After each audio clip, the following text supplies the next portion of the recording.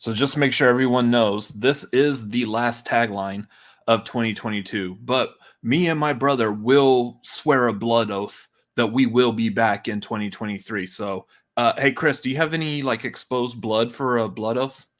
No, but I was going to say we will be back unless James Gunn recasts us. Oh, yeah, that's a possibility too. Anyways, here's the show. That was dumb.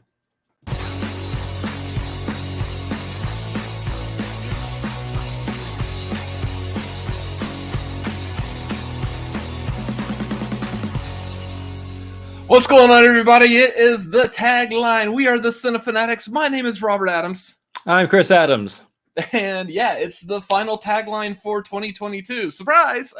We had to figure out how to calculate the calendar and stuff, and it just so happens that this is the last time we'll have an opportunity to do it, because we will be busy getting ready for the holidays next Wednesday, and then we're taking our yearly break at the end of the year, the beginning of the new year, before we come back. So this is the final tagline. How's that feel, Chris? It's a whole nother year of tagline in the hole, in the pot, in the ground. What do you put it in? In the hat? The final tagline. It's the final tagline. Guys, no more taglines after this for this year. Until January 11th. We'll see y'all next year. Okay. Oh, not that stupid joke. God. Yeah, I feel good about that. You just asked me how I feel good, how I feel about the tagline. I feel good about it. I think because you're getting decision. A break. Oh yeah, I don't have to worry about doing a show on Wednesday nights, which I love doing, but it's nice to have a break every now and then. Yeah, absolutely. Anyways, so that being said, as we get started with this show, y'all know the YouTube things. Y'all got questions. You got comments. You got issues. You got something you want to get off your chest, and you, for some reason, want us to know your tax records. I don't know. Something like that. You can shoot that over to Streamlabs. What? I don't know if you realize this, but your sneezes sound like words. You might need to get that looked at, because that can't be good for your throat. Streamlabs.com/Cinefanatics is where you can insert any of those comments. So feel free to drop a Streamlabs into us. Please and thank you. It's a season of giving. So yeah, you said it's the final tagline, and the first thing that popped in my mind is what Lego's doing. It's the final tagline. Yeah. And now we've all got that song stuck in our heads. So yeah. Anyways. So send in any donations and comments and stuff, streamlabs.com/Cinefanatics. Also, patreon.com/Cinefanatics. If you really do find it in your heart to support us. Deep down there. Just, if you have the ability, if you are financially secure, consider supporting us. We're good people. Patreon.com/Cinefanatics. Hop on the tier. Honestly, even if you're not financially secure, just go ahead and do it anyway. You know, YOLO. YOLO. You only claim bankruptcy once in your life. You might as well blow it on a couple of guys that are silly and goofy and talk about movies on the internet. So drain those bank accounts. Patreon.com/Cinefanatics. Make it a wild and crazy life, guys. Because at this point, it's been a whole year, and I'm like, yeah, fuck it. Anyways, so hop on the tier that is good for you. Speaking of those tiers, coming up, if you are a Patreon member, if you are at the Maverick tier tonight, right after this show, we will be doing our trivia hangout. We're going to be doing a trivia over James Cameron movies. I've got a nice quiz for everyone who wants to participate. So come join us. It's going to be a lot of fun in celebration of Avatar: The Way of Water, which, I mean, I guess we'll celebrate. Who knows? We'll see our review tomorrow about it, since we're seeing it tomorrow. But until then, come celebrate all the other good James Cameron movies on this trivia tonight. So it's going to be a lot of fun. Again, if you're at the Maverick tier, hop on. If you're not on the Maverick tier, hop on that real quick so you can join us right after this. It's roughly, we're going to guess, 8 Pacific, 11 Eastern, 10 Central. That's roughly what we shoot for, to try to have that in case you need a hard time. But yeah, right after a tagline, we'll be over in the Discord. So join us there. Movie watch along. So I originally said that the movie watch along is going to be on Wednesday the 21st. It's not going to be on the 21st because we're going to have family in town. So instead, it's going to be the next night, Thursday the 22nd.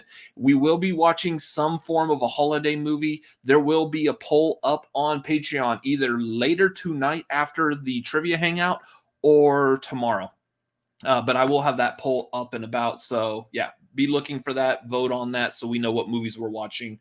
I'll probably let it go for a while, a week or so. So plenty of time to vote. Just him. I'm not part of this at all. You are a part of this. What? Did you not know you're a part of the Cinefanatics is plural, okay? Oh, look at that. It's not one person is multiple people here type of thing. To that question, Malcolm, is absolutely not. Give it to us. They have 60,000 subscribers. So if you want to give us give lots of money to Christian and Brett, they're too funny and goofy guys. I mean, you can if you want, but I mean that's not the point of this show. Or at least right now.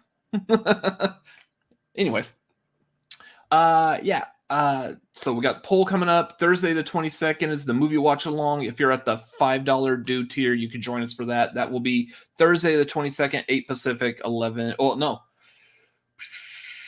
Do you want to keep it at that same time? Do what? Do we want to keep the watch along at that same time? Completely forgot about that. Sure, why not? At 9 or 10? 8 Pacific, 11 Eastern, so 10 o'clock our time. Yes, because that ensures that family will be gone for sure by the time we do that. Get out, family. We got to watch a movie with people who like us. So, okay. That guarantees they'll be gone. So, yeah. Anyways, so that is what is coming up for patrons. Other shows that we have coming up. Friday, December 23rd, we will be doing our last marquee of this year. We are going to be tier ranking Christmas movies with special guest Tori Rose. So hey, lots of fun sitting there. We're going to be adding some of these new ones here to this, like Spirited and A Christmas Story. This whole list is new. I don't know what you're talking about. I said I'm adding new movies to this list, like movies that just came out like recently. I'm on board. Got it. Anyways, so that will be Friday, December 23rd, 7:30 Pacific, 10:30 Eastern. That is the final marquee for this year. So make sure you come and join us because that's going to be a lot of fun too. There is still the Cinefanatics podcast. We weren't able to get this last episode out for yesterday. There will be one for next Tuesday, so be on the lookout for that. And again, this right now is the last and final tagline until Wednesday, January 11th. Until 2023. And I will say, so we are coming back on Tagline on the 11th. That following Friday, which I believe is the 13th of January, there will also be a marquee on that day. I will be revealing what that marquee is on this next marquee. But it's ranking all Dwayne Johnson Jungle movies, so literally his whole career. But if you want a good clue, that marquee is going to be on the 13th of January. So Nightmare on Elm Street, got it. Yeah, sure. Anyways, so that's what's coming up. Movies that we have watched. Have you watched anything new this past week? Have I watched anything new this last week? Have I? I know I watched one new movie. That's the one question I was not actually prepared for before tonight for some reason. I watched a couple actually. I think last week I covered Spirited and A Christmas Story Christmas. I think those are the two. Mm-hmm. I don't think I've watched anything else since then. So, okay, nothing yet.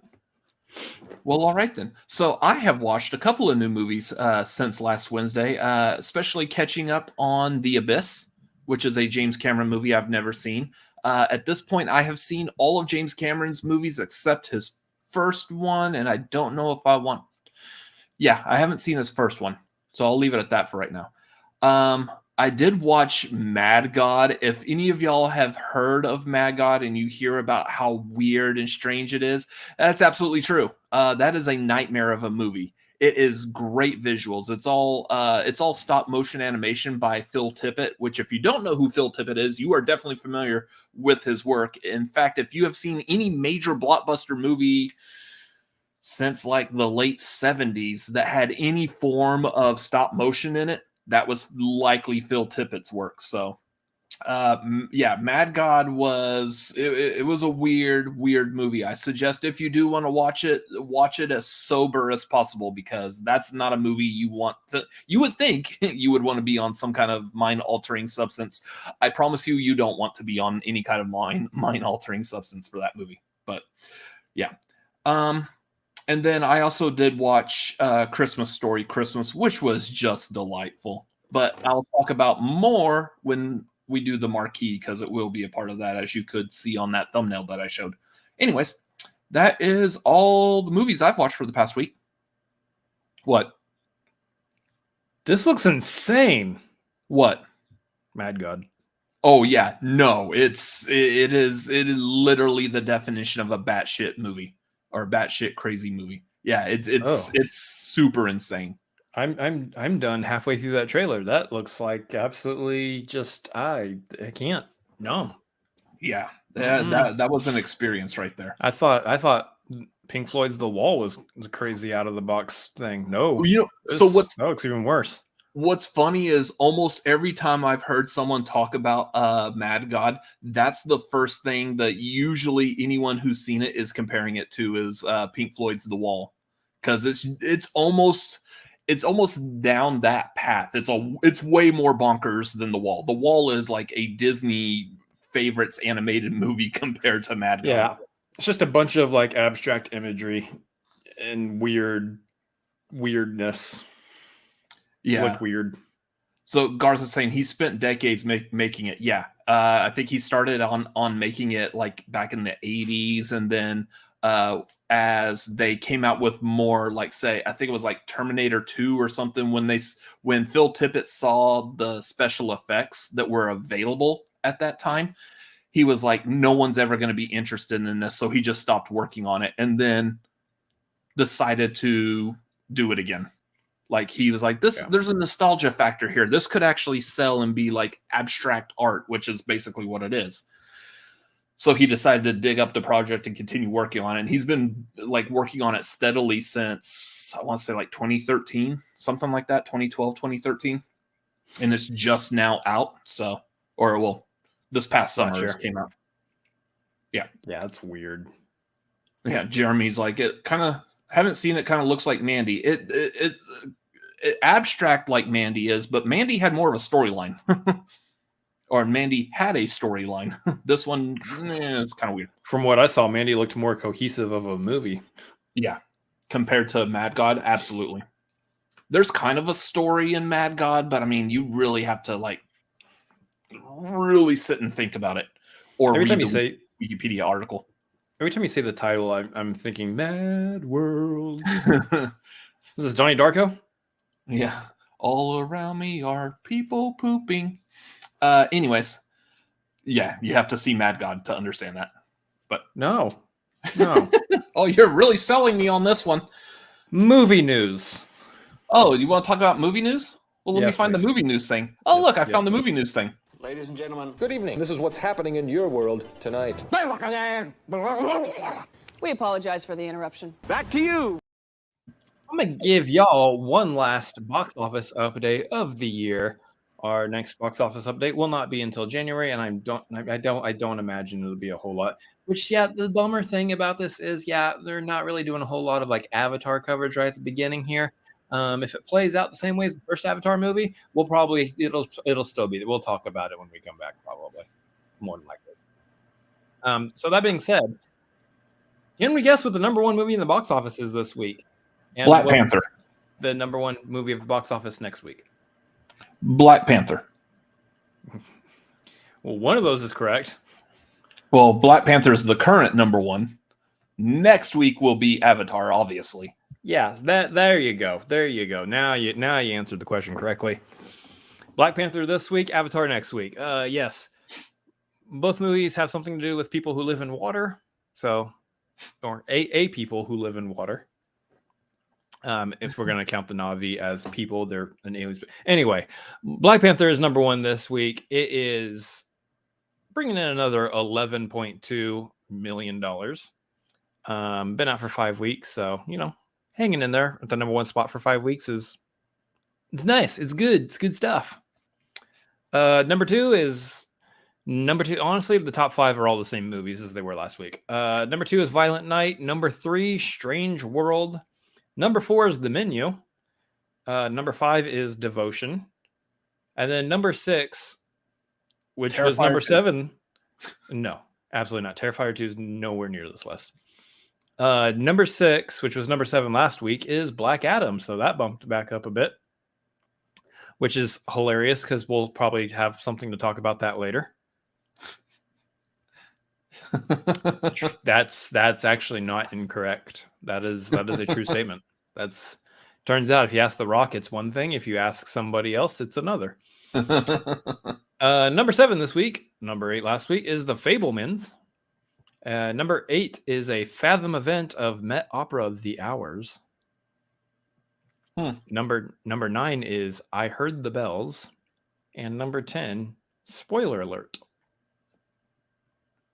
Other things to note real quick outside of the top 10. The Whale. You completely missed the joke. Sorry, y'all. Sure. You said spoiler alert, and I was like, well, what is it? Spoil me. Oh, I did not hear that because I was still in the middle of telling everybody the box office.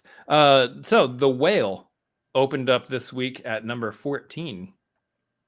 I imagine that one's probably going to rise because I think it was a limited. It's a limited. It is limited. Yeah. It's wide releases on the 21st. So yeah, it's limited. It opened up limited at number 14. So that will actually rise. I imagine that one probably will seed itself in the top 5. Word of mouth on that, people talking about Brendan Fraser's performance. I think that movie will bump up to the top 5 easy. Yeah. The other interesting thing to note is that sitting at number 13 this week, for some reason, back on the list after having been gone for a few weeks, Top Gun Maverick. I was like, my first thought was like Morbius. Wait, no. No, absolutely not. That'd be funny if Morbius was on this list, but no, it's Top Gun Maverick. Yeah, they re-released it in theaters. There you go. For some reason, they re-released it in theaters. Because it's the holidays. Come back to the theater to see a movie that is why a theater was built. Nothing says happy holidays like America, flying jets, undisclosed foreign enemy. Absolutely. Merry Christmas, everybody, and happy Hanukkah and other holidays. And copying the Star Wars Death Star trench run. No, we don't talk about that. Are we criticizing Top Gun Maverick right now? The movie is fantastic. It is a fantastic movie, but yeah. I did, even while watching the movie, we were sitting there like, this is the Death Star trench run. Like, almost exactly. I refuse to be critical of movies that I love. I just blindly love them, okay? No, we're not being critical of movies that we enjoy. Sure, I like it too, but La La Land is a perfect movie, y'all. Man.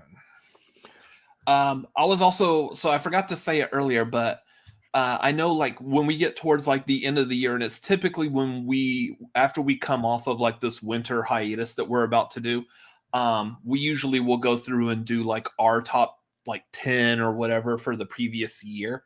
We are going to still do that. Very likely, I believe we are going to make those podcast episodes now. Makes instead sense. of talking about them on Tagline.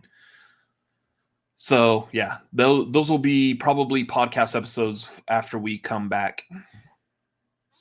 So be on the lookout for those eventually. Also, will give us a chance to catch up on some movies that we probably should have seen already.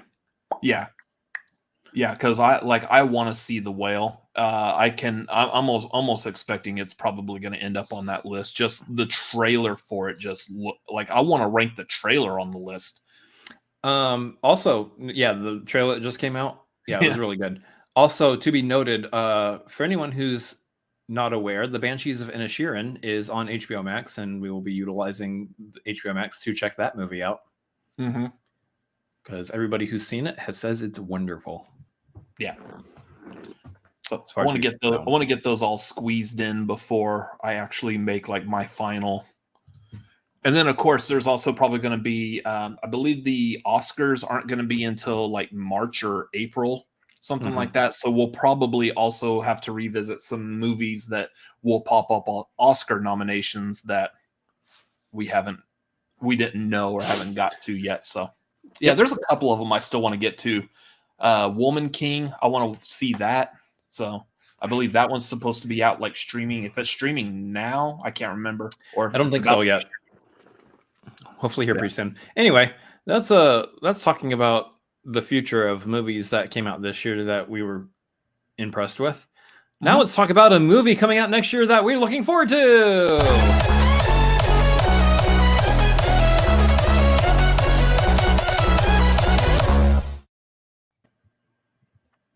Welcome to your Barbie Watch, everybody. Your final Barbie watch of 2022.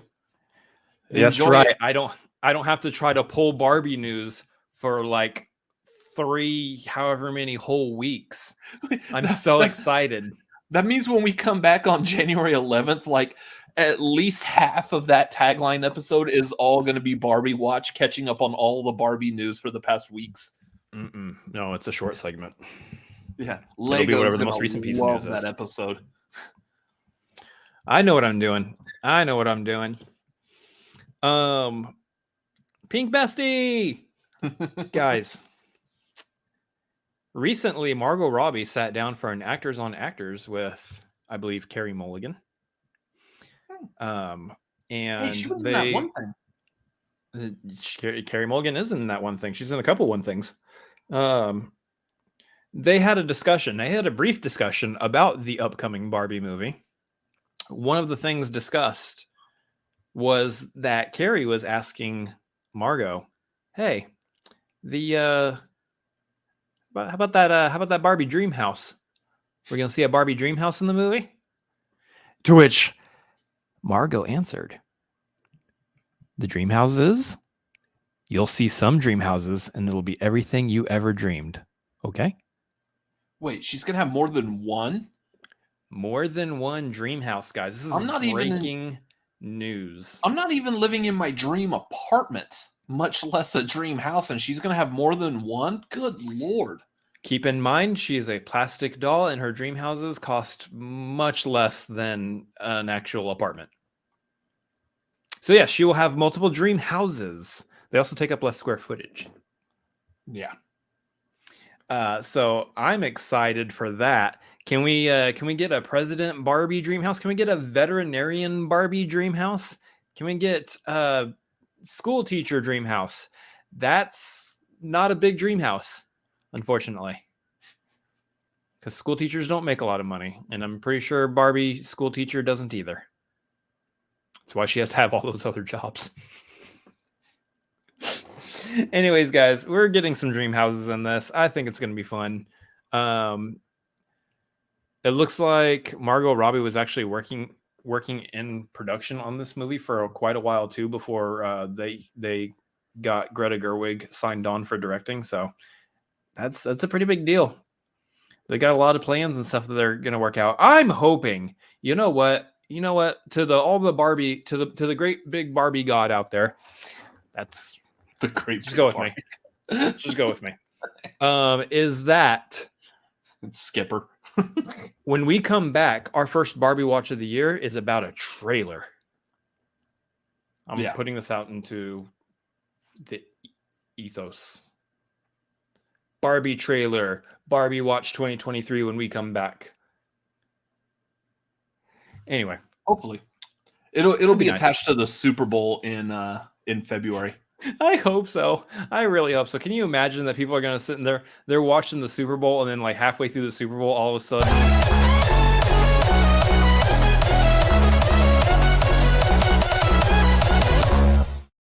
Yeah, big sweaty guys, football, let's go, Barbie. What? hey, What? hey, we're getting tickets as soon as they go on sale. I'm just saying.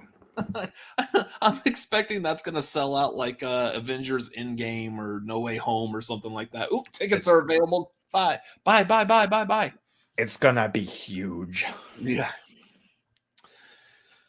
Speaking of movies that are going to be huge, moving on to other movie news. Was it a couple of days ago? It was announced that I don't know what exactly they released this poster of Ari Aster's new movie called Beau is Joaquin Afraid, Phoenix. which I keep his next movie, Joaquin Phoenix.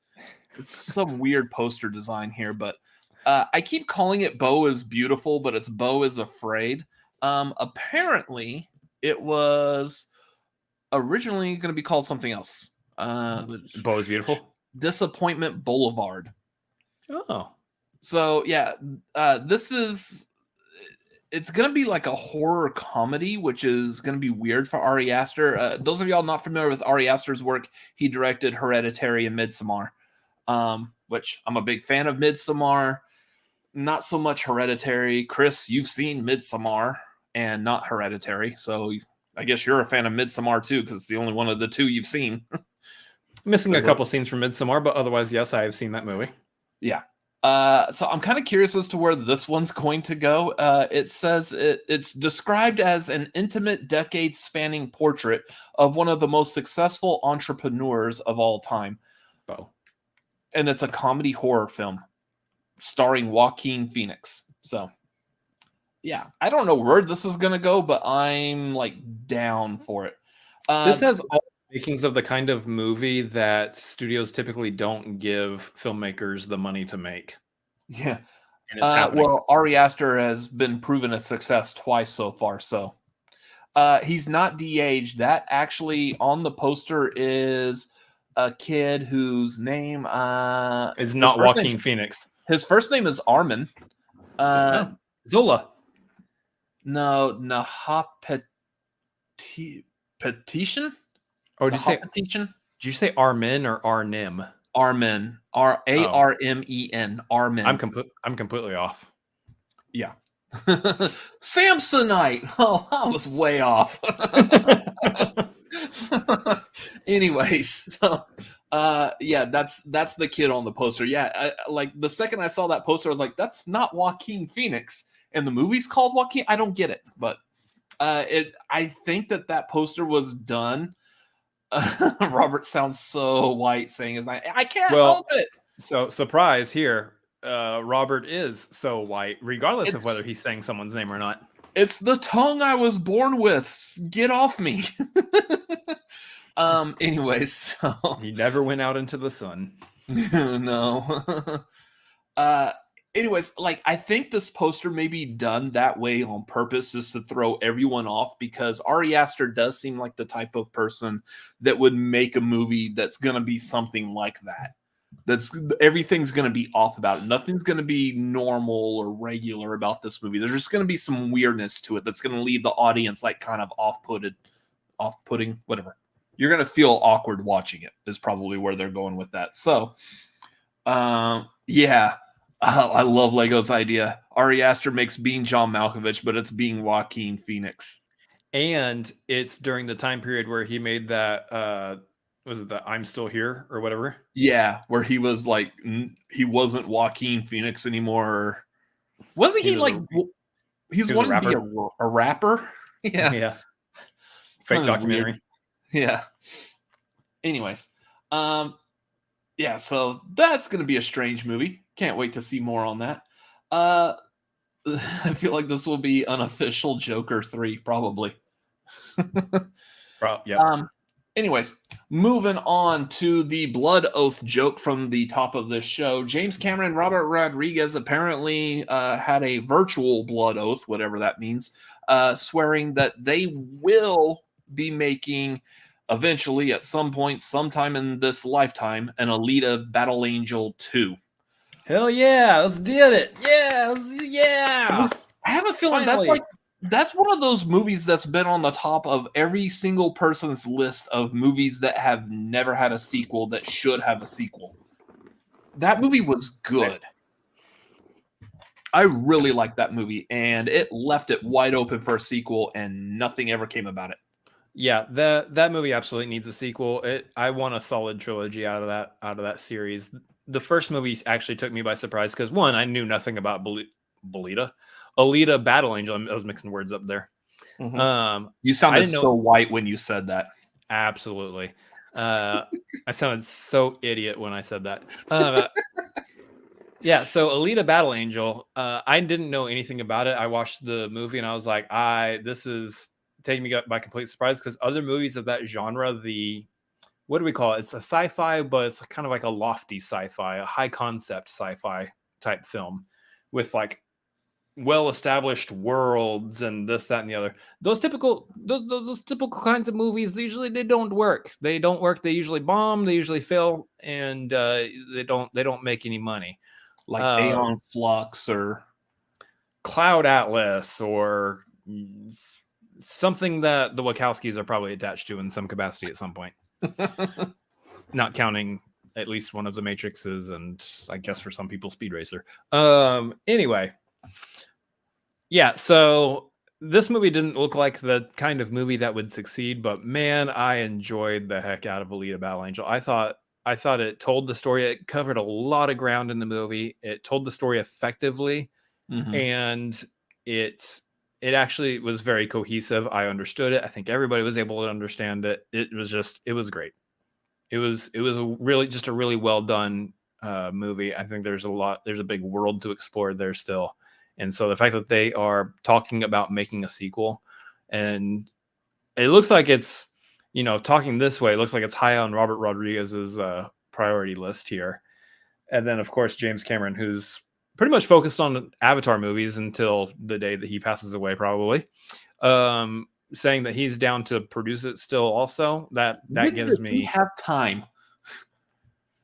Oh, he has time to throw money at it and then let Robert Rodriguez do his thing. Which is probably what they did for the first one, to be honest. So he just Venmos Robert Rodriguez the money.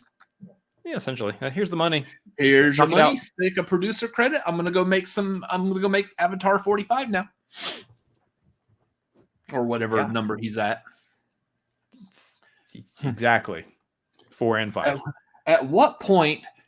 Let's guess for the future. At what point do you think there will be actually more Avatar movies than there are Nick Cannon's kids?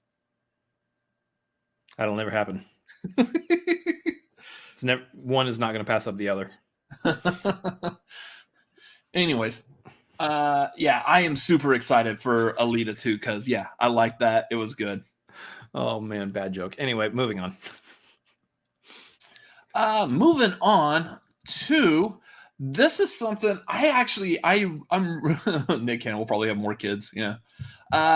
This is something I actually really like because this is something I see that has recently become more and more prevalent in social media, particularly on Twitter.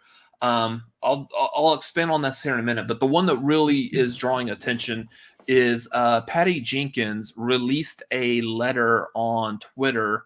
Was it yesterday? Yeah. Kind of clarifying what people are saying about Wonder Woman 3 and Rogue Squadron. And I like this because even though we've been in the age of social media for quite a while, you don't hear directly from the filmmakers themselves what's going on. Usually goes through a third party. You hear it from like some studio mouthpiece that is like the social media manager for whatever studio. You usually will get some kind of, or it's a studio mouthpiece connected to like a publication of some sort that's putting out the news, like a Variety or something like that. We really don't ever hear directly from the filmmakers themselves, which is why this was interesting because she just flat out was saying like, hey, I originally left Rogue Squadron. There was a long, productive development process, and just the whole thing was trying to schedule Rogue Squadron with Wonder Woman 3. And then she was saying that like Rogue Squadron is, as far as she knows, that's still happening. Just there hasn't been any real updates on it. Wonder Woman 3, however, is not happening, and she's trying to say that she wasn't the one who made that decision. That she wasn't the one that she wasn't the one that made the decision to walk away and cancel it, like all the clickbait articles are apparently talking about. So that's why she's releasing the statement to clarify it. That it's like, no, I didn't do it. I want to do Not this. me. I love this project. I loved working with Gal Gadot and who else? Linda Everybody Carter. else. Yeah, that she loved working on those movies. So she doesn't want to leave them, but it wasn't her Yeah. decision. Yeah. I like that. I thought that was a great. That's great hearing it directly from her. Especially because, you know, like online, especially as we traverse the craziness that is Twitter right now. Thank you, Elon Musk. People are just going ham on the internet, kind of talking about and spreading rumors and whatever, and talking about whatever they want to talk about, and kind of just putting it out there as fact. And so it's nice sometimes to actually hear the individuals in charge, the creatives in charge of all this stuff, coming in and going, "Hey, that's not true. Let me tell you what's actually true." And I know what's actually true because I'm the one who's doing the thing. It's so nice. It's so nice to hear these people come online and clarify for us what's happening. Yeah, like the one that was big on Twitter a couple of days ago or whatever was some, I don't know who he was, but some, I guess, clout chaser is what people were referring to him, and he was like, "Yeah, James Gunn doesn't like Henry Cavill. He's not going to put him in a Superman movie." And someone actually tagged like James Gunn, like, "Hey, would you like to actually give your answer on this? Do you hate Henry Cavill?" And James Gunn immediately was like, "False." Sure, false. Yeah, he was like, "It's so stupid. Like, why are you going? You're going to put this out there on Twitter? Be prepared now. These filmmakers can respond to you, and if you're just typing up some BS to make yourself bigger and better than you actually are, they're going to respond, and it's going to be hilarious because we're all going to enjoy watching that." I think that's Especially when called ratio. Is that what the kids are calling it nowadays? So old. Oh my god. Here, take this L and roll in your grave. So I don't know what that means. like, old man over here. So yeah, it's funny because like I love watching these filmmakers basically saying, "Hey, you don't get to do that anymore." Not especially if you're gonna like, you know, cause a situation between me and another professional that I work with or another peer in the industry. Like, you're not about to start blasting out rumors about how I hate Henry Cavill. I think Henry Cavill is a wonderful person. You're not going to do that. So I love that James Gunn chimed in there too. But yeah, Nerd said it. The actual people who usually report on these things were also irresponsible with how they covered the whole Patty Jenkins stuff. And so her like coming to Twitter and clarifying it's unfortunate that she had to do it, but it is nice to hear directly from the source, like, "Hey, yeah, this thing that you're saying about me is not true. Stop it right now." Yeah, this is basically just a glorified version of that telephone game we all played in kindergarten, with the exception that now, like, y'all know that game. The kids there was the one where someone says a sentence and they all whisper it down, and the sentence was always jacked up by the last kid for some weird reason. Some jackass kid decided, "I want to watch the world burn," and just completely changed the sentence because they thought it was funny. Now that same situation's happening, but the kids changing the sentence are actually these people that are changing it because they want attention on them. Like, "Hey, I'm the one that's saying James Gunn doesn't like Henry Cavill." Well, no, because now I feel like James Gunn comes back like, incorrect. I feel like people need a good like understanding of what this telephone game was. I don't think people understand. So bring your ear over here real quick. Just bring it in. Yes, and bring it in. All right. What was it? I should make birria tacos again. As true as that is, I was actually saying that Hugh Jackman was playing hopscotch on Ryan Reynolds' face in the next Deadpool movie. Oh, yeah. I heard about that too. So I don't think people knew that, but you heard it here first, y'all. See, the telephone game, even online, can just be a horrible thing, and it does not convey the right meaning.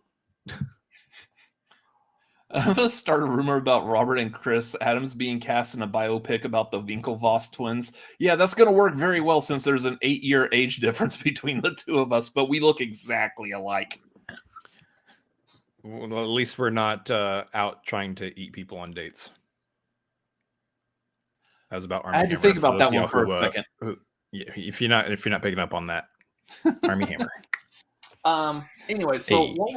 while we're talking about all this fun about James Gunn tweeting, just as we start this program tonight, James Breaking Gunn news! decided to tweet. So yeah, so this just in. Where did it go? This just in on the news docket today. I hate how my phone had it up and then I have to pull it all right back up again.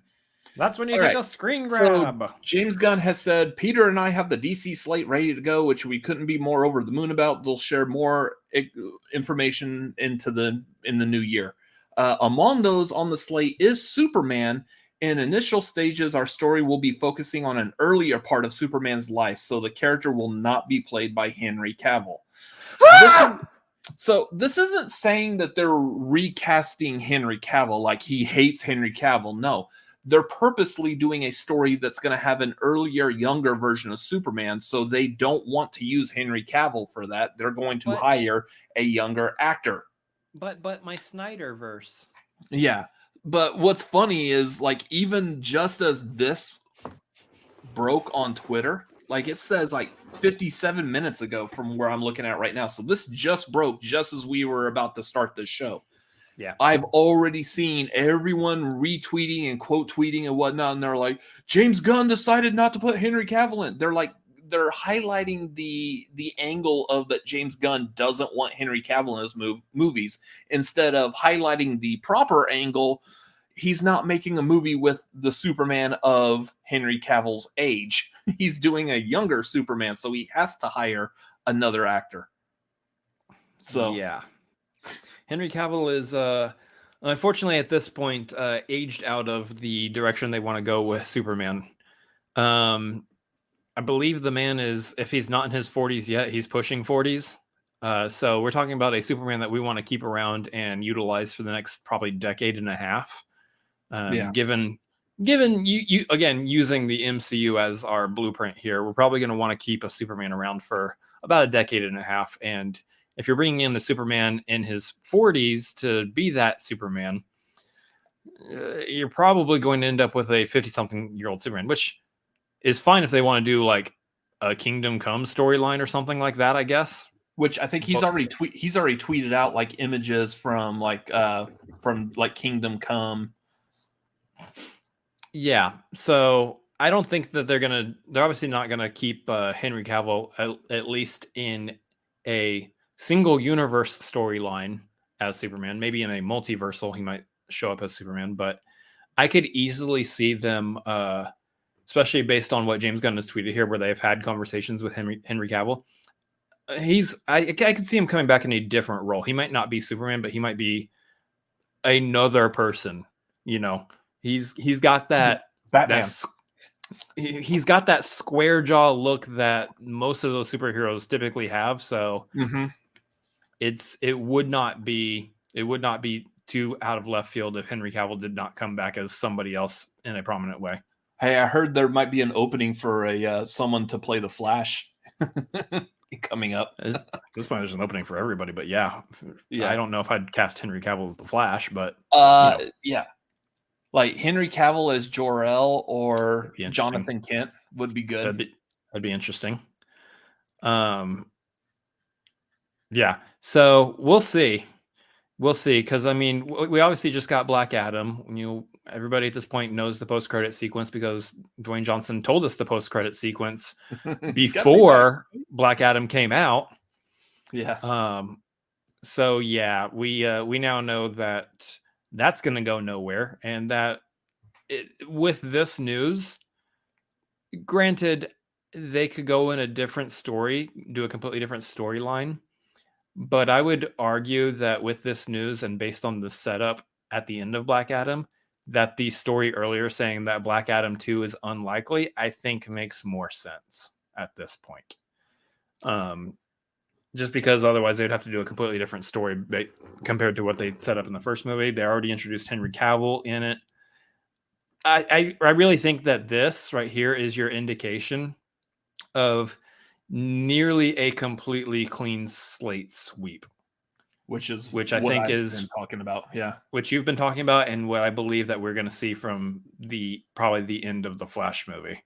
They're probably once again going to put the Flash movie up to do something of completely wiping the slate clean and rebirthing a DC universe.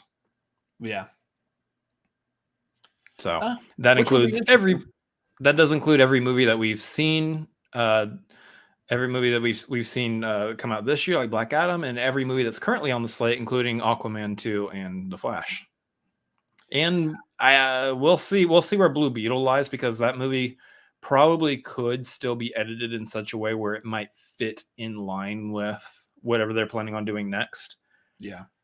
Which would effectively make it interesting that Blue Beetle would be the first movie of the revamped DC slate, as we would assume it to be. I don't know. We'll see. I mean, they're obviously going to have all the news and everything for us at the beginning of January, which is going to be in perfect timing for when we come back. Yeah. Thank you, James Gunn. Merry Christmas. If that's done correctly, that will probably be our main topic for the first episode back. So Merry Christmas and a Happy New Year to us. So that'll be fun. Yeah, the other one I'm wondering in regards to that is Aquaman 2. What are the chances that we're just going to hear one day that movie is just completely scrapped as well? None. I think at this point, movies that are completed like that or just in post-production, with a big name that's already been established in audiences, are going to be put out and are going to be hopefully pulling in a profit that they can use to reboot everything. So they're probably going to try to pull a profit from that still. So the reason I say that one and not like Shazam, Fury of the Gods, is that there's so much out there about Jason Momoa possibly moving on and playing Lobo, which would be phenomenal. So I'm wondering if that may cause, if they're going to be like, yeah, we're just going to stop with the Aquaman, forget Aquaman now. Jason Momoa is now Lobo, focus on that character. Easy answer. Again, if they're wiping the slate clean and starting over, Jason Momoa is playing Lobo in that universe, not Aquaman. Aquaman, as played by Jason Momoa, will end with Aquaman 2. Done. Yeah. Well, that's why I just wonder if they would just scrap the movie like they did Batgirl type of thing. That's not. I know for a different reason. Batgirl was scrapped apparently because it just wasn't a good movie. Aquaman 2 would get scrapped because it just doesn't fit the format anymore. So. Yeah, no, Aquaman 2 is not getting scrapped for that reason. They're going to make money off of it and use that money for new stuff. Yeah. Anyways, let's move on to the main topic tonight. I'm a big fan of, like, whenever the nominations for anything come out, that is the tagline that I really like doing and talking about these, because it's so much fun talking about these movies. So we have got the list of nominees for the Golden Globes, which are like usually a pretty decent indication as to where the Oscars may be heading as well. Sometimes. Anyways, so mouse isn't working. Let's look and dive into these. So for those of y'all not familiar with Golden Globes, Golden Globes usually does awards for both film and television. In this case, since we are a movie channel, we are only going to be focused on the movie side of the Golden Globe nominations, and they do something really weird in particular with how they nominate movies. They split up movies between drama and musical or comedy. Yeah. So it's kind of strange. Instead of like the Oscars where you just have one giant best picture, no matter what movie, it's a part of the best picture type of thing. So starting off with this, we've got best motion picture. You know, let's start with the best motion pictures and then we'll go through the actors. Drama, we've got Avatar, The Way of Water, Elvis, The Fabelmans, Tar, and Top Gun Maverick. I mean, I'm going to have to, just based off of what I've seen already, which is only 2 of those 5, I'm going to have to give it to Top Gun Maverick. It's interesting to me that a movie like Avatar is already included in this, but they don't include like a movie, say like The Whale. Under obviously that would be under genre. I thought they have like the whale. It might be under like a screenplay or oh no, yeah. Brendan Fraser's on the best actor for drama for the whale. Yeah, so that's interesting. This is a situation where like, okay, you're limited to 5. Top Gun Maverick was big earlier this year. Avatar is going to be big at this time now this year. The 3 in the middle, Tar and Fabelmans, they both make sense on this list. They are also both very recent. Elvis is the one that I would say you could probably switch out for something else. There's any number of but it was fine, but there's any number of other movies this year that probably fit that spot a little bit better. Namely, like, I don't know, maybe The Woman King, or maybe, well, I got Banshees of Inisherin under a musical or comedy, so there's that too. But I don't know. I don't know if Elvis is the one I would go with here, because I don't think Elvis is the one that should win here, but that's also my opinion. Yeah, I'm still... Avatar is drama, not sci-fi, Garth, because there is no sci-fi category, so it falls under drama instead of musical or comedy. Yeah. I would have also... I don't know. I probably would have thrown Black Panther Wakanda Forever in there, too. I don't know if that would be... Well, actually, no. They do have... where is... The problem here is that, again, they have only 5 spots, and it does make sense to have a couple of these movies in here over others. I would probably put Black Panther over Elvis, in my opinion, for sure, because it's a much better movie than Elvis, in my opinion, for sure. But yeah. Anyways, musical or comedy, we've got Babylon, the Banshees of... I can't... How do you pronounce that? Inisherin. Okay. Well, that's actually easier than I thought. Just try it, Robert. Who cares if a camera's on you? Just say it. What did you think it was? I mean, obviously we're not throwing an accent on it, but yeah, probably something that someone will find is racist, so therefore I don't want to attempt that. That's a remarkable talent you'd have if you turned that racist. Sure. See, Everything Everywhere All at Once, Glass Onion, and Triangle of Sadness. This list makes sense, other than without seeing Banshees of Inisherin, I have no idea, does that movie actually fit with the comedy category? Or are they kind of bending, Garth is right, in Ed Sheeran. Yeah. Are they bending the kind of the term for comedy a little bit like they've done in years past to fit something in there? Because I get where there could be, where you would say Everything Everywhere All at Once is comedic, but I would still claim that movie is more dramatic than comedic. The other ones make sense. Glass Onion I would definitely qualify Glass Onion as a comedy. Triangle of Sadness is a dark comedy. And then Babylon is a little bit more of a lighthearted fare. So I can see why they're arguing that one for comedy. That being said, that still hasn't opened wide either. So yeah.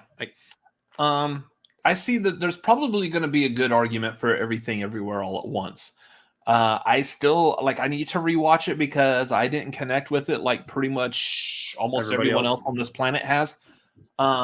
I loved Glass Onion. Glass Onion was good. So, I mean, I would go with Glass Onion, but very likely I would say you're probably closer to the Banshees of Ed Sheeran that's going to... If you keep saying in Ed Sheeran, now that will be offensive to somebody.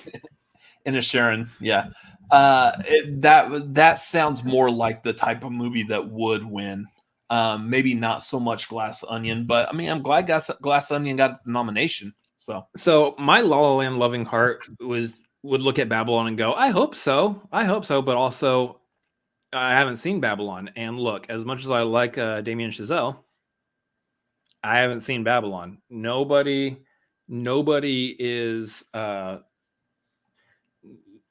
immune to making a bad movie. Yeah. Nobody. Any filmmaker can make a stinker. Mm-hmm. And So I'm not going to sit here and say because La La Land exists and Whiplash exists that Babylon's automatically going to be good. Well, It looks fun. Look Looks at interesting. Darren Aronofsky. He's about to be getting a lot of acclaim for The Whale, but his Noah movie, eef. So True. so Well, without seeing Babylon, I guess my prediction would either be Banshees or Everything Everywhere All at Once on this one. Okay.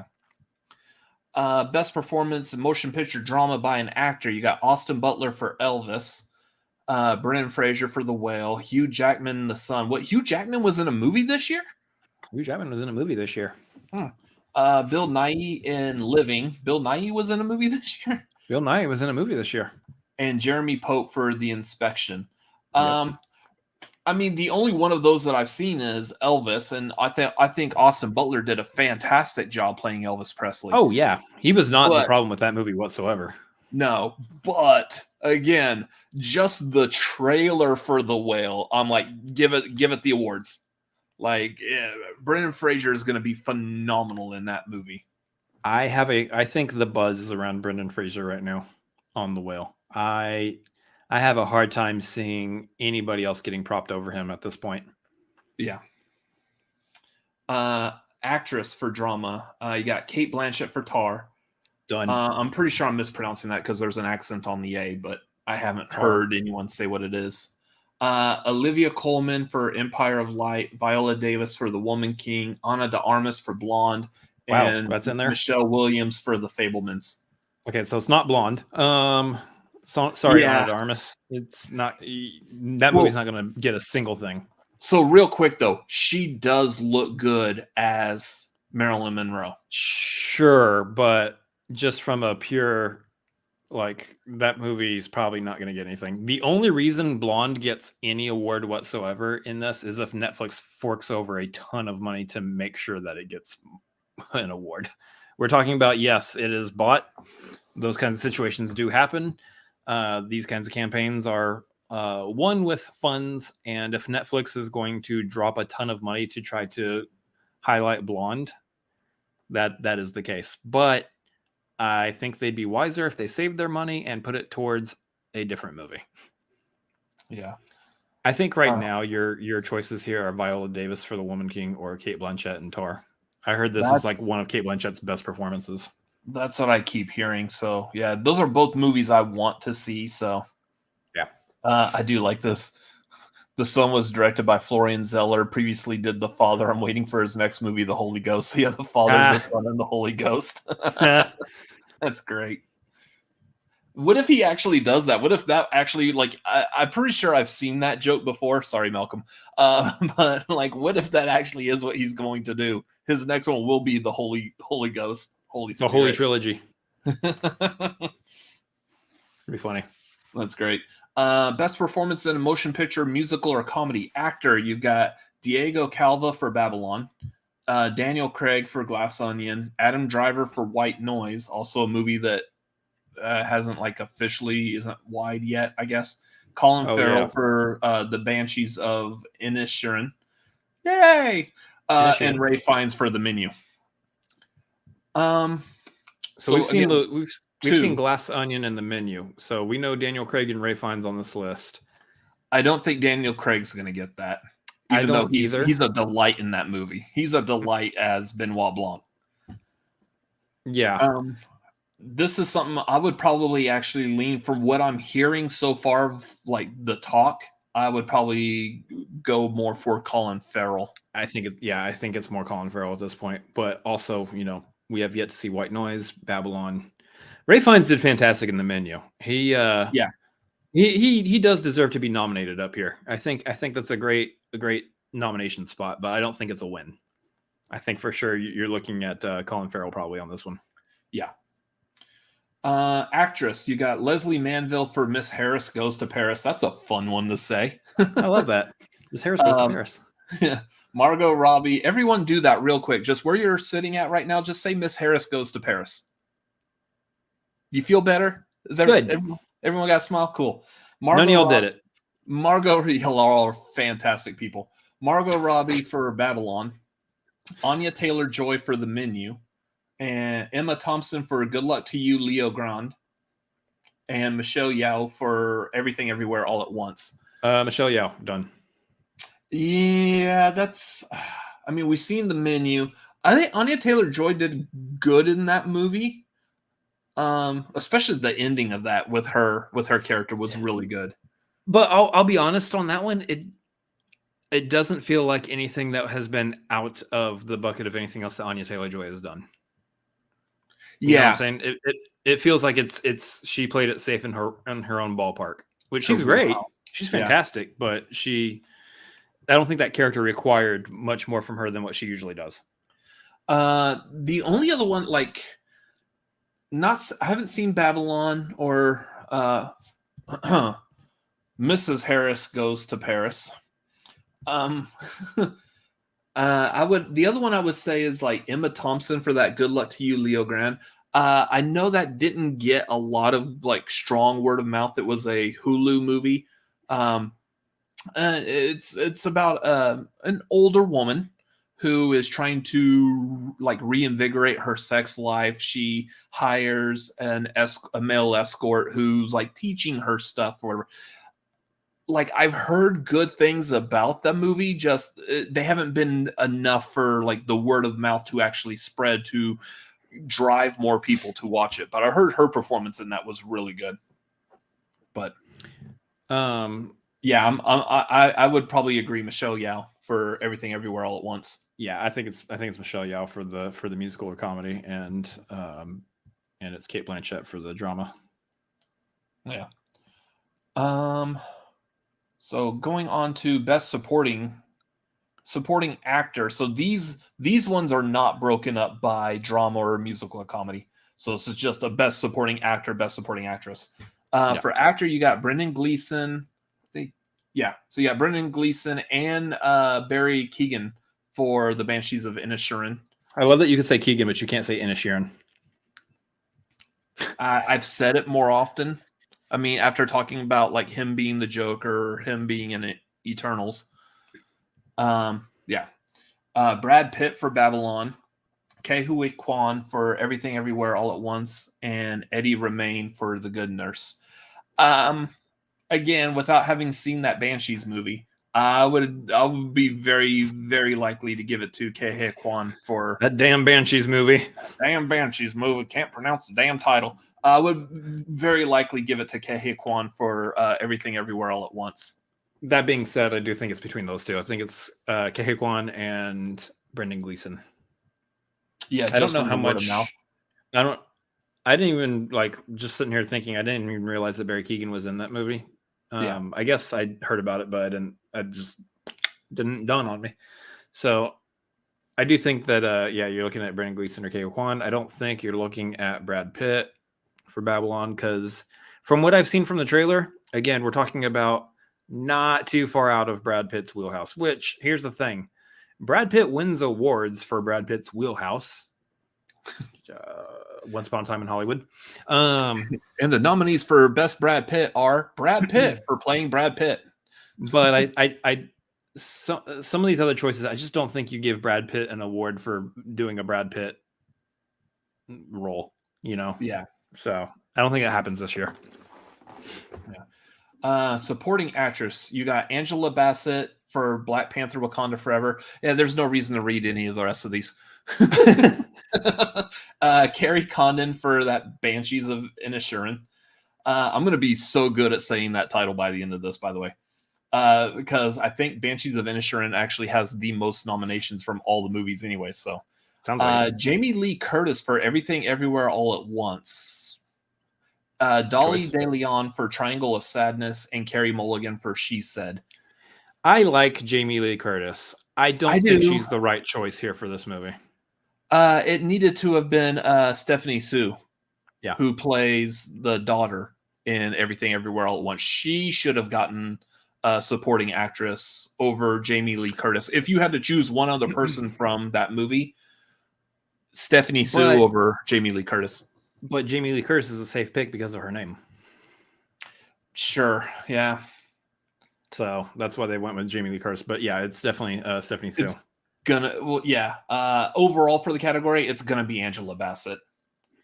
That's one of those situations where, personal opinion, I would love to see Angela Bassett get it for what she did in Wakanda Forever.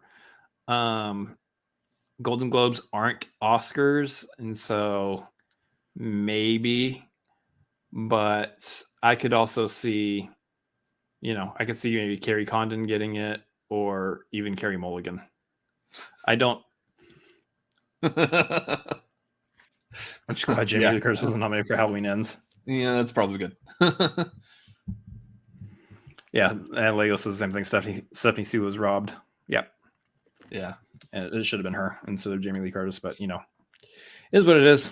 The only other one that I would question possibly is Carey Mulligan for She Said.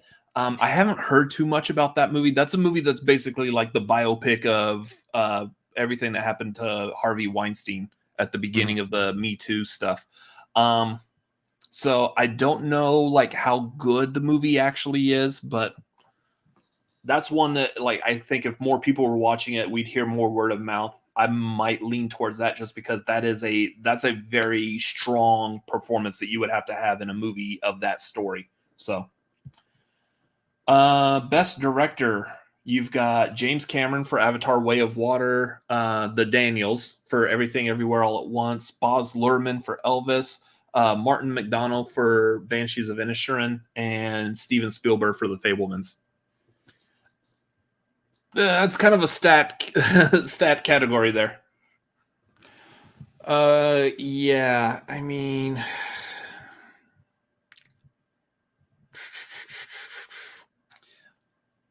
best director motion picture. Yeah. I mean, your safe bet, of course, is going with Spielberg, but always. I mean, Baz Luhrmann is a very strong name. Obviously, James Cameron's a strong name.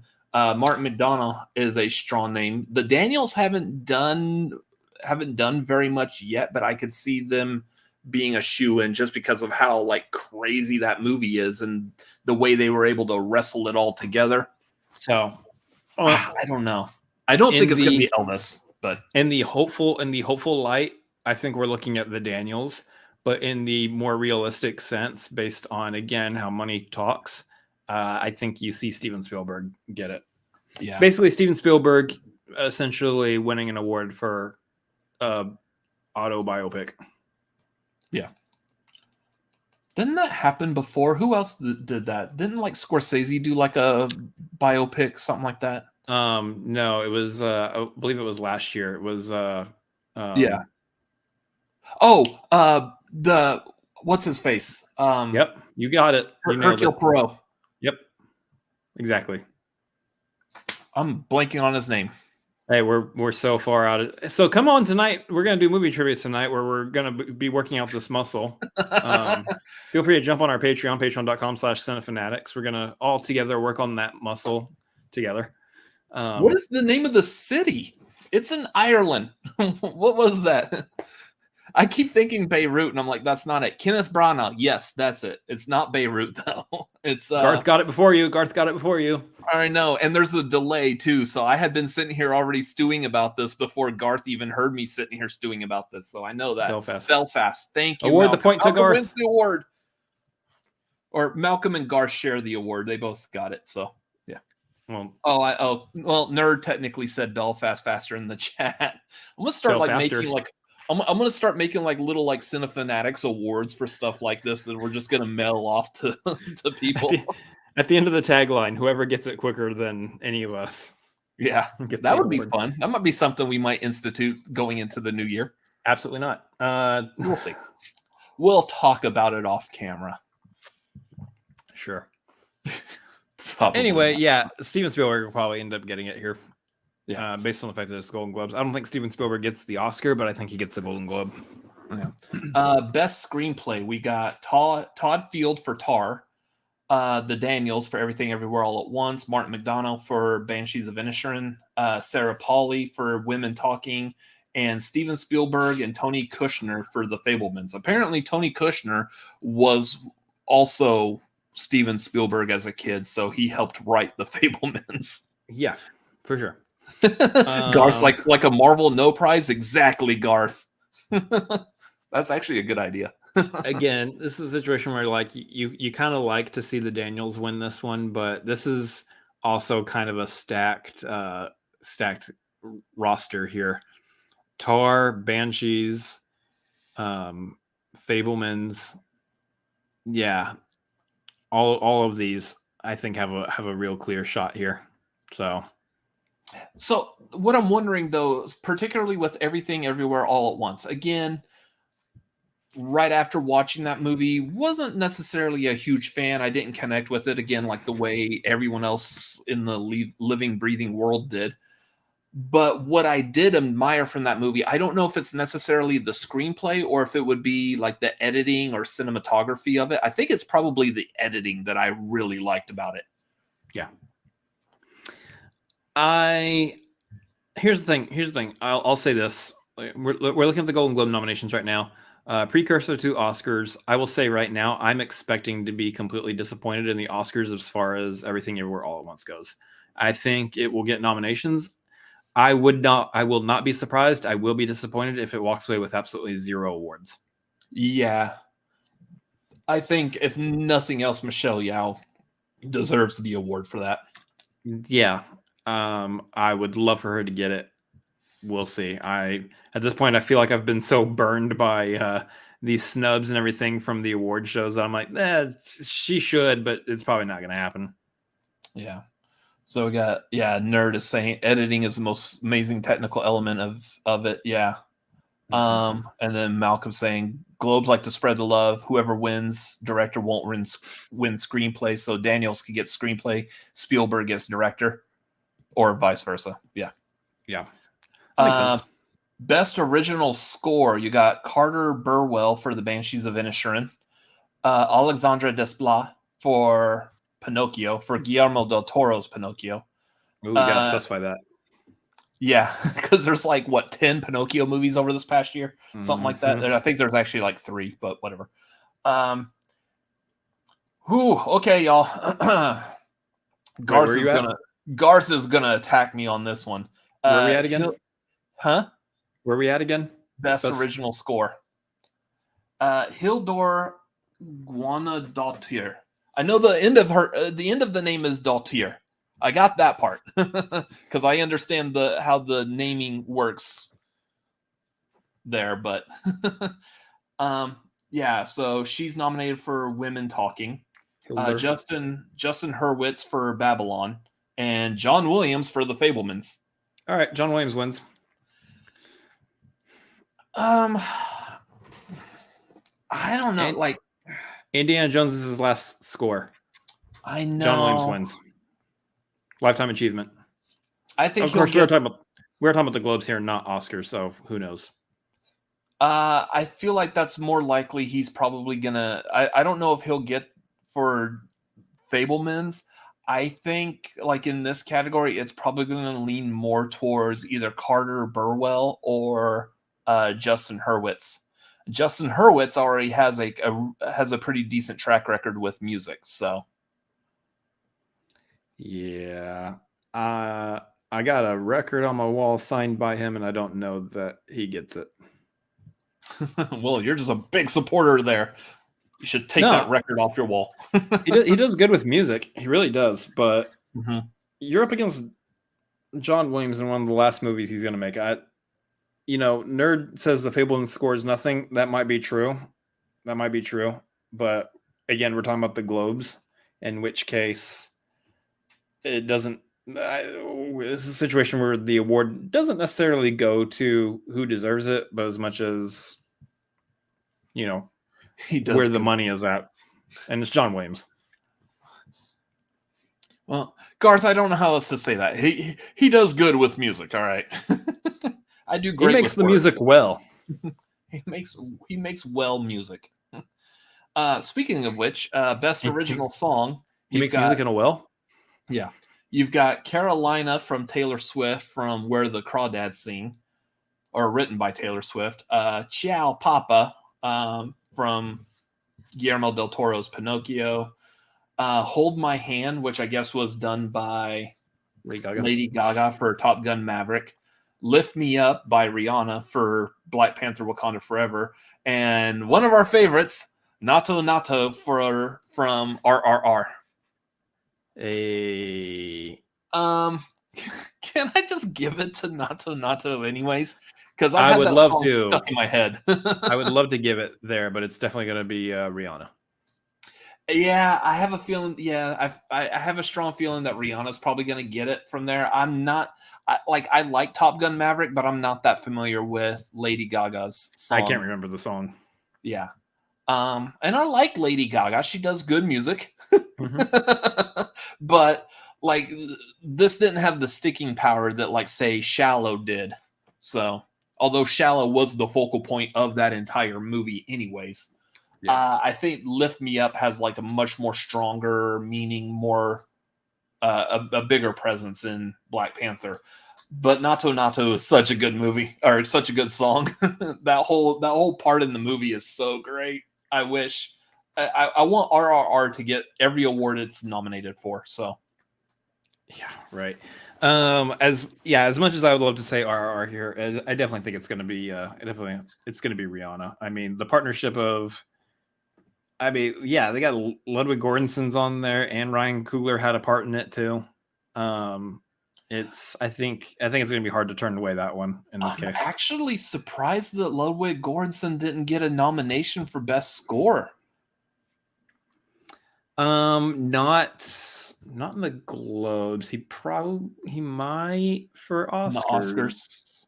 But then again, we're talking about a comic book movie, which gets very little love by anyone. Look, so the Black Panther movies, honestly, are the ones that you highlight have been highlightable in terms of like growing the reach of the comic book beyond in terms of nominations and stuff. But we'll see. Yeah. Best animated feature, you've got Guillermo del Toro's Pinocchio, not Disney's Pinocchio.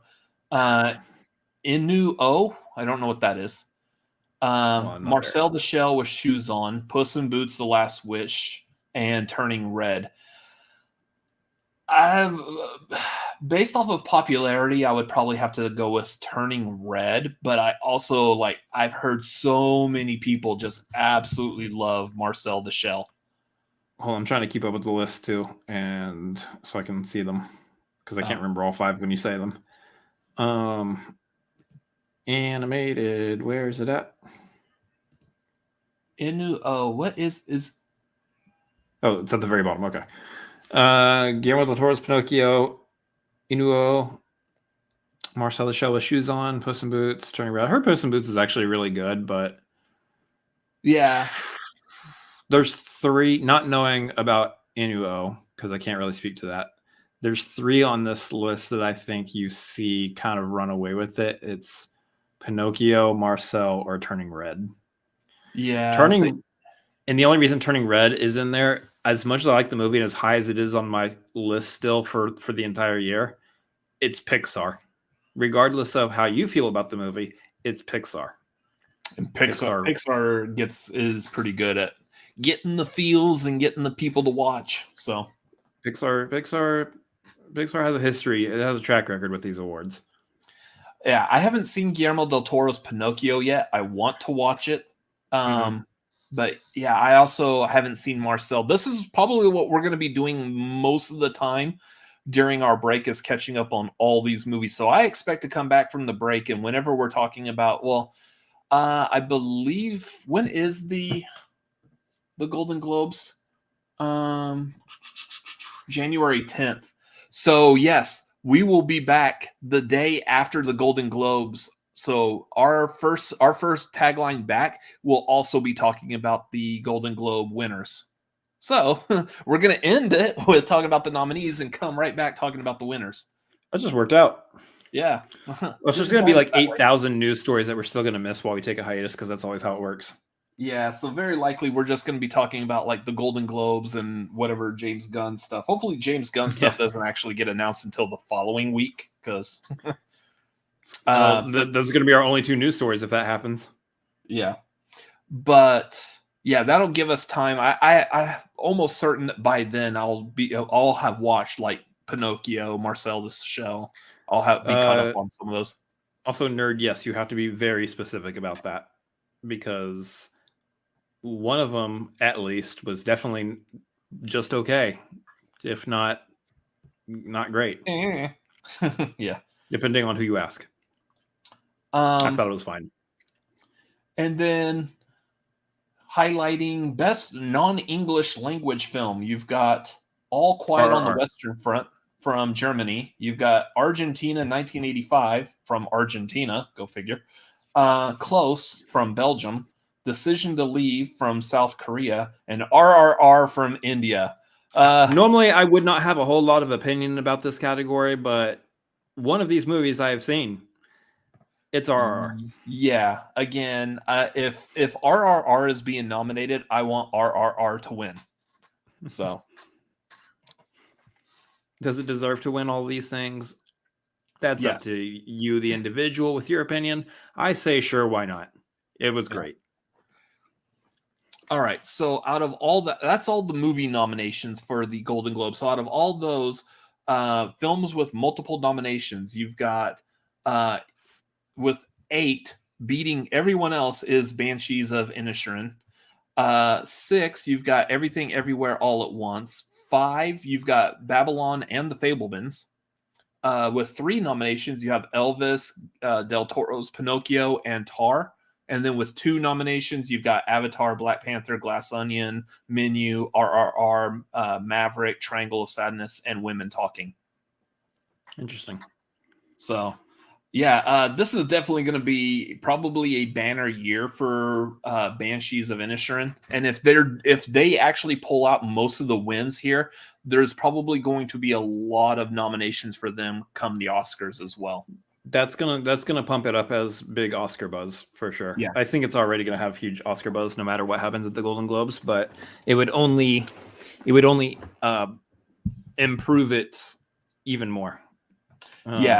Especially since it popped up on HBO Max like roughly the same time the nominations were announced. There's a big push for that movie. Yeah. Yeah. Garth, I can see that. Bummed that See How They Run didn't get any noms. Yeah. That one just flew too much under the radar. And I don't know. Like, I guess I would have said it was probably the marketing because I really didn't know of that movie until I forgot. I think it was Nerd. Nerd watched it and commented about it like on the Discord or whatnot. Commentated. He commentated. Sorry, Nerd. He commentated about it on Discord, and that was really like the first time. Don't give me that hand. Put your backhand down. That was the first time I heard about that movie. So, yeah, there really wasn't much as far as marketing for that to help push it. But yeah, it wasn't marketed the best. But yeah, that's all the nominations. So that's where I feel like we're probably leaning. Again, there's still a lot of these movies we need to watch that we'll be able to catch up on over the break. So that'll be nice. Especially like all the movies for the marquee in January, I've already seen, so I don't have to spend any time watching those movies to catch up. So that leaves me a lot of free time to watch new movies. So wait, what? Oh, you get Barbarian on Disney Plus in January. Okay. Yeah, I would say we're not getting Barbarian on Disney Plus in January in America. I think it's on like, where is it at? I think it's like on Netflix or HBO. I can't remember. I want to say it's on one of them already. But anyways, that is it for the news for tonight. So real quick to recap before everyone clicks away, because again, this is the final tagline of this year. We won't be back until January 11th. So you won't see us talking about current events or movie news unless you're following us on Twitter. Otherwise, yeah. So tonight, here in a little about 30 minutes or so, we'll probably hop in like right after this, actually. Go over, if you are a part of our Patreon at the Maverick tier, hop over to the Discord after this is over. We are doing James Cameron movie trivia, so that is going to be happening here shortly. It's going to be a lot of fun. I got some good questions lined up for everyone to play, so we'll see how that goes. movie watch along for this month is going to be Thursday the 22nd, roughly around 8 Pacific, 11 Eastern. There will be a poll up for which holiday movie we will be watching. That will either be up later tonight or tomorrow, so just keep an eye on your email boxes. If you're at the $5 the dude tier, you'll be able to participate in that. So yeah, keep an eye out for that. Marquees coming up Friday, December 23rd, 7:30 Pacific, 10:30 Eastern. We will be tier ranking Christmas movies with Tori Rose. So I think I don't have the list of the full list of the movies on Discord. I will do that here shortly. If someone remind me while we're doing the James Cameron trivia, and I'll post that while we're in Discord. So that is coming up Friday, December 23rd, 7:30 Pacific, 10:30 Eastern live. So join us for that. And then there's still the Cinefanatics podcast. There wasn't an episode this week. There should be an episode next week. So keep an eye out for that. I don't know. We may still have those going during the hiatus. We haven't fully decided exactly how we're doing those because those are fun to do. So we might still have those continuing, but we'll see. If not, you'll see them when they come back. So anyways, make sure you follow on those as well. I think that's it. Was there anything else I need to cover for what we got coming up? I think we're good. All right. So yeah, thank y'all for watching. Thank you for being here. Make sure you subscribe to us, the Cinefanatics. Make sure you hit the like on this video. Follow us at Cinefanatics MLP on Twitter and Instagram. You can follow me personally at Robert Adams MLP on Twitter, Instagram, and Letterboxd, and youtube.com/@RobertAdamsMLP. You can follow me at Chris Adams MLP on Twitter, Instagram, and Letterboxd, as well as twitch.tv/ChrisAdamsMLP. Cool. So that is it for this year. Thank y'all for watching the Tagline. We will see you back for the Tagline in the new year on January 11th, where we'll be talking about the Golden Globe winners. So it's going to be a lot of fun. We will see y'all then. Y'all, everyone, y'all. I like saying y'all a lot, Texas. Y'all have a great night. And we'll see y'all next year. And we'll see you. Oh, God, that's so stupid.